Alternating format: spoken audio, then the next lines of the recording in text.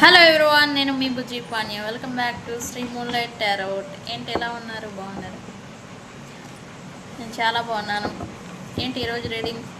Yes, మీ person current feelings for you.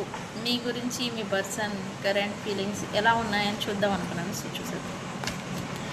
Universe please give accurate reading of my viewers person current feelings for my viewers.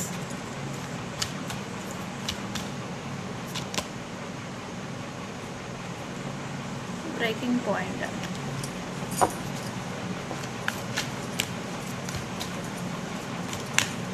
Looks like ఈ person overwhelming అవుతున్నట్టు ఉంది మీ విషయంలో.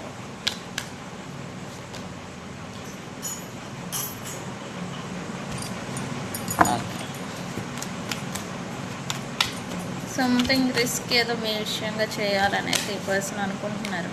Okay, commitment తిరిగింది, but నేను తీస్తాను. Universe ఇవ్వాలనుకుంటే ఇస్తాను. ఏంటి universe please give.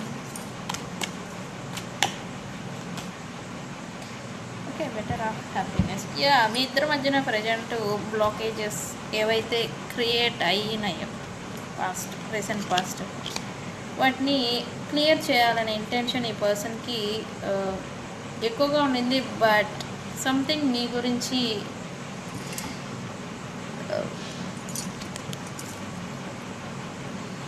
Breaking point, overwhelming సిచ్యువేషన్ని ఈ పర్సన్ మీ విషయంగా ఫేస్ చేస్తున్నారు. ఈ పర్సన్కి బర్డెన్ కూడా ఫీల్ అవుతున్నారు. యాక్చువల్లీ బర్డెన్ కన్నా కూడా ఓవర్వెల్మింగ్, సంథింగ్ ఏదో జరిగిపోతుంది అనే ఒక భయం అనేది ఈ పర్సన్ని, ఇన్సెక్యూరిటీ అనేది వెంటాడుతూ ఉంది రైట్ నౌ. ఈ పర్సన్ అయితే సంథింగ్ మీ గురించి రిస్క్ ఏదో చేయాలని అయితే అనుకుంటూ ఉన్నారు. హ్యాపీనెస్ అనేది ఉండాలి. ఈ మిస్అండర్స్టాండింగ్స్ ఏవైతే ఉన్నాయో మీ ఇద్దరి మధ్యన, వాటిని తన మైండ్లోంచి తీసేయాలి. మీరు నెగిటివ్ పర్సన్ లేకపోతే చెడ్డ వ్యక్తి ఇలా అనుకుని ఉంటే ఆ పర్సన్ వీటిని తన మైండ్లోంచి తీసేయాలని అయితే అనుకుంటూ ఉన్నారు. ఈ పర్సన్ మిమ్మల్ని లాస్ అయిపోయానని చెప్పేసి అందుకే కావచ్చు ఈ పర్సన్ ఓవర్వెల్మింగ్ అవుతున్నారు. ఇంకా మీరు తన లైఫ్లో ఉండరేమో, రారేమో అనే ఒక థాట్ అనేది ఇతన్ని ఓవర్వెల్మింగ్ చేస్తూ ఉంది. యా, సంథింగ్ సడన్లీ మీ గురించి ఏదో ఒక వార్త ఆర్ ఏదో వినడం అయితే ఈ పర్సన్కి అయితే జరిగింది. అది ఈ పర్సన్ షాక్ గురి చేస్తూ ఉంది అన్ఎక్స్పెక్టెడ్గా. ఓకే, ఈ పర్సన్ అయితే ఈ